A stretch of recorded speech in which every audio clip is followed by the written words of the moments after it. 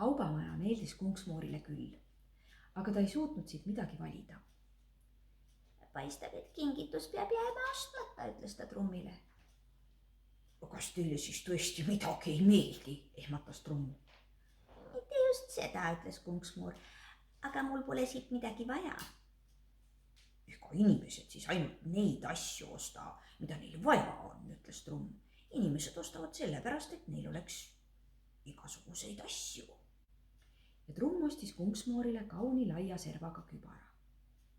Kui Moor kübara pähe pani, kadusid ta koledad sassis juuksed selle alla ja Moor muutus lausa tundmatuseni. Seda ma küll poleks uskunud, et ma nii ilus olen, ütles ta peeglisse vaadates. Ma pean oma välimusele tõepoolest natuke rohkem tähelepanu pöörama.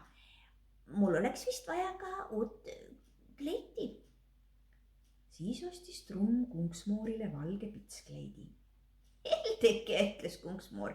Selle kleidi juurde on mul ju midagi korralikku jalga vaja. Nad läksid jalanõusid vaatama.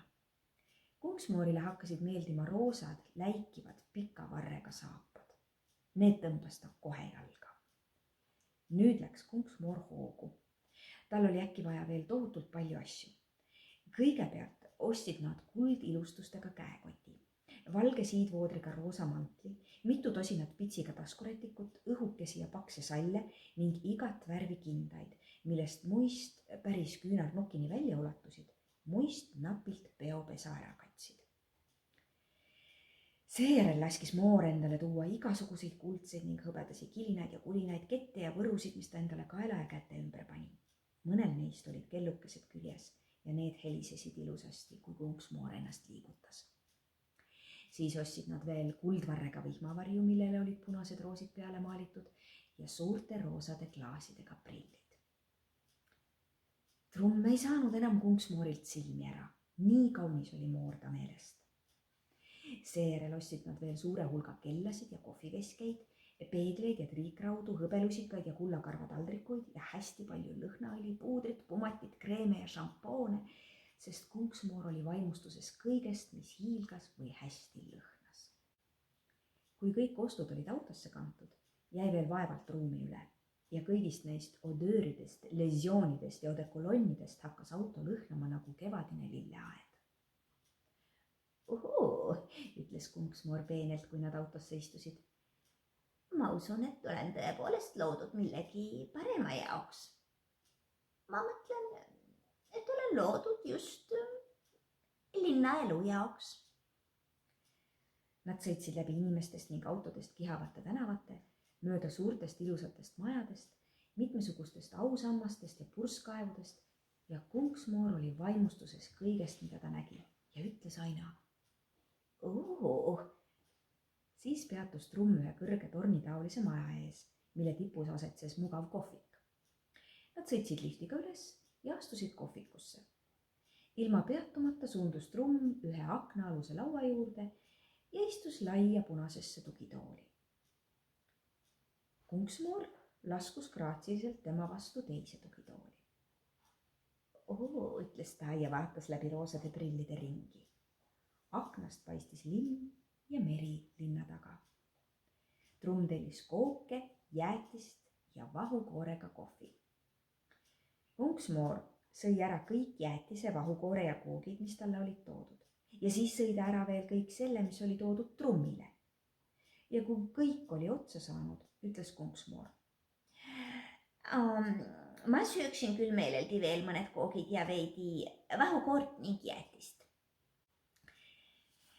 Loomulikult tellis trumm veel jäätist ja vahukoort, veel moorapäid ja peseekooke, mokakände, Napoleoni kooke, Aleksandri kooke, praagereid, marjakooke, kreemitorusid, korvikesi ja igasuguseid torte, pähklite ja vahukoorega, šokolaadi ja puuviljadega. Kondiitrid kohviku köögis lõid üha uusi ja uusi munavirnasid vahule ning segasid aina uut tainast, et kooke juurde küpsetada. Ja kohviku majandusjuhataja andis kiiresti sisse uusi tellimusi munade, vahukoore või suhkru, jahu ja maitseainete peale. Aga Kunksmoor muudkui sõi. Lõpuks oli ta nii ülevas meeleolus, et hakkas tasakesi lorilaulu laulma. Seejärel ei läbenud ta enam istudagi. alguses tõusis Moor niisama püsti, siis aga ronis toolile ja lõpuks lauale. Ta tundis kippu aina kõrgemale tõusta ega tahtnud kuuldagi enam trepist alla minekust, kui trumm teda nüüd koju kutsus. ei, ütles ta, mind hüüavad kõrgused.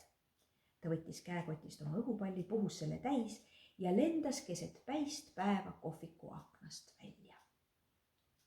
Inimesed, kes kohvikus istusid, vaatasid talle ammuli sui järele.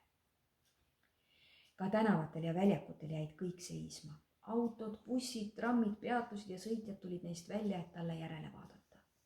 Kunksmoor oli tähelepanust ülimalt vaimustatud. Ta hakkas katuselt katusele keksima, lendas tornide ja korstnate otsa ja huilgas laulda nagu pasun. Talle meeldis kohutavalt, et teda vaadatakse. Koju südamevalu ning mure käes vahelööva trummi juurde jõudis Kunksmoor alles hilja õhtul, kui oli juba täiesti pime. Ta oli nii väsinud, et laskis trummil ennast voodisse viia ja jäi kohe sügavasti magama. Ta magas nii raskelt, et ei ärganud järgmisel päevalgi üles.